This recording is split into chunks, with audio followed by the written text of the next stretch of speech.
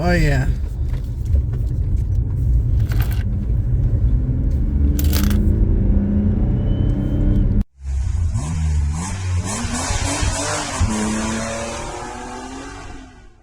Today we have the 2021 Jeep Gladiator Rubicon. Rubicon being pretty much the top tier of the Gladiator. It got a lot of random quirks, things, stuff that are very specific to the Gladiator, the Rubicon, such as suspension upgrades, the tires, the wheels, stuff like that, and amenities inside. There's been a small truck gap for quite some time, and then the Ranger came back, and then the Colorado was missing for a couple years, and then it was back again. Fiat, Stellantis, see your doctor, decided to come out with a new Jeep pickup. Now, this is the Gladiator. But the way I think it should have been the Scrambler, because the Scrambler was the CJ-based pickup that they used to have back then. The Gladiator was an actual pickup truck, like the F-150. It's a beastie little pickup truck. Well, not little, because if you just see, this is a very long vehicle. It's close to the length of my Excursion. It's off a few feet, but still, that's 226 inches. This is 218 in length, so it's not short. It fits in the parking spaces, so which that's good. Of course, with the Rubicon, you get your decals on both sides of the hoods. There is actually, these vents are functional up here, which is pretty neat. In the Jeep, you had three choices you had the 4-cylinder, the V6, or the diesel. I have not seen one of these diesel yet. I know I think it is an option, but this has the V6, and it's pretty peppy. It's not bad.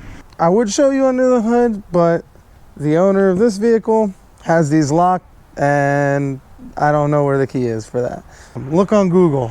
I'll throw a Google picture in there somewhere here. There you go. Generic hood picture. Being a Jeep, you got your, very high ride height. Also, another Rubicon thing is these rock rails. They protect the rockers and the body from any damage when you're out on the trail. Getting in and out of these, it takes a little leg height. You got your grab bar, and bam, I'm in. Woo! And I'm done for the day. Thanks, guys. In the back, this kind of drives me a little nuts, is this huge chunk here. Why didn't they make the door come back more? Literally nothing here. Nothing. Oh God. Oh yeah. Well, that was a mission. I made it. I'm in. These grab bars are definitely useful. It's a Jeep, but it's a pickup. So you got your bed. Neat thing, it goes down slowly. Cool thing about these wheels on the Rubicon, they have little Jeeps on them. And this one came with Falcon Wild Peak MTs, or mud terrain tire. This is very aggressive. You got the Rubicon Fox shocks back there. Up front, you have the same thing. And it's very nice, very rugged. It makes for a nice soft ride. And of course, you get deeper down in here. The suspension is very rugged. Look at that solid front axle. Going inside, you have your leather seats, and of course this Rubicon has red accents, as you saw on the front and on the hood, and actually you can see here, and the trail rated badge also. Now, interior. The red accents continue inside. With on the dashboard, you got a bunch of red. You also have the stitching on the seats on the front. Up here, you have your assist stuff, your help me, and whatnot. And now, here's something. Ready? Oh, it's got lights. This is pretty nice little display there. Rubicon. Your infotainment here, which it's not bad.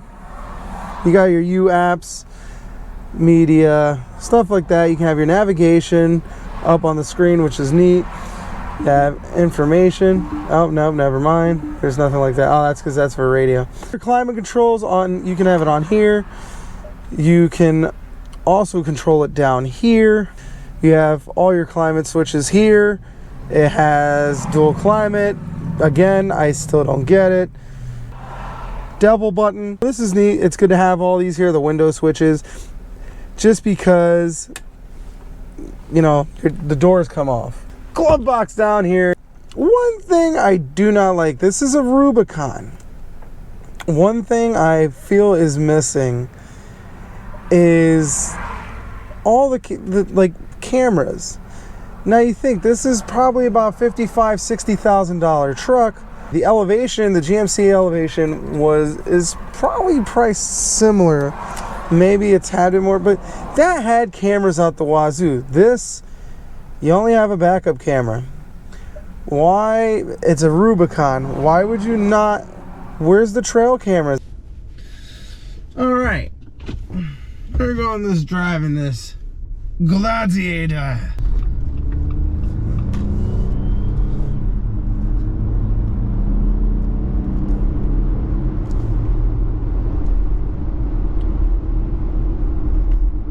Tell you what, this thing boogies.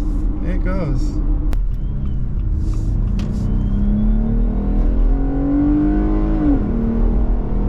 Okay, it has some get up and go. I like this. It feels nice. It feels nice and cozy. Man, the tires on this vehicle are absolutely aggressive.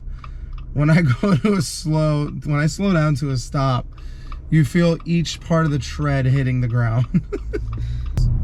With the roof, you know, being removable and whatnot, and you know, it's a Jeep, so it's a thin body. You get a lot of road noise. So there's that. The sound in here, it's not horrible. You know, the tires on this Gladiator are pretty aggressive, so it's gonna be pretty loud. The reason I'm very comfortable right now, besides being tired, is because my arm is sitting perfectly on the door sill and I can just hold the wheel. So you can literally relax a drive. We're gonna call that. That's my thing now, relax a drive. That's when you're just chilling like this. Yep, all right. Now I just waved. If you're aware, which I'm pretty sure everybody's aware, just like the Mini Cooper, there's a group. It's a community that exists, and when you see each other, you wave. You wave to the Jeep driver, and of course, unlike the Mini, there's a lot of Jeeps, so you know there's going to be a lot of waving. It's a very comfy drive. I'm not thrown off by the solid front axle. And like I said, the bumps are a little bit bouncier. Like there's definitely that stiffness, but I'm obviously used to that with the Excursion. But it's not horrible. It's not bad. It's not like it's just like a quick really stiff. It does absorb the hits, but it's stiff. It reminds me of driving my Trooper. It really does. Like it doesn't. It's not horrible, and it feels great. It's just, you know, cruising. Definitely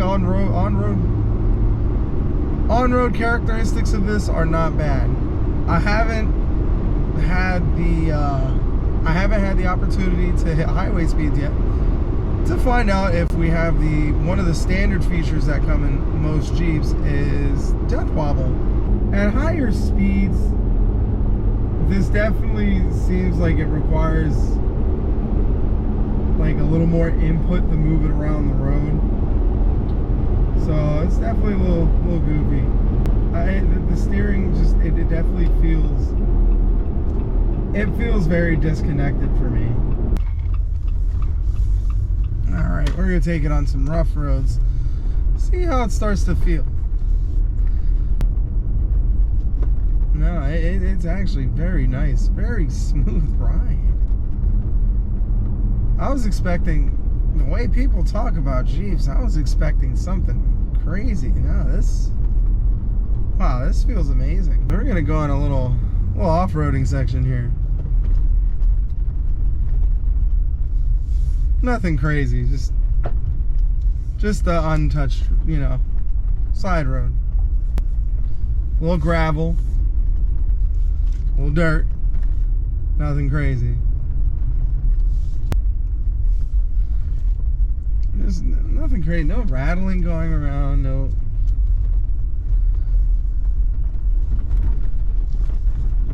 A little jumpy there, yeah. This is pretty sweet. That was fun. That was pretty good. It was smooth. Like off on the trail, it was pretty smooth. Turning radius is okay, not the best.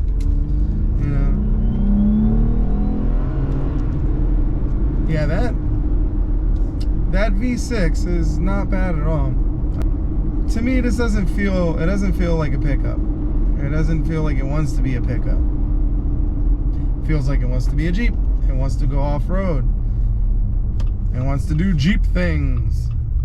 But do I like it? Yeah, I do. So one thing that kind of bugs me in this Jeep that I can't put my finger on it, but it just annoys me.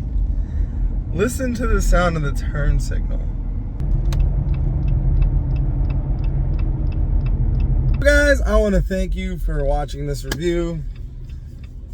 I'm sure I miss things because when I do these, I just kind of wing it. I drive it. I tell you the knowledge I know of it and what I feel about it. Anyway, like, share, subscribe. Gladiator! There can only be one! Subscribe.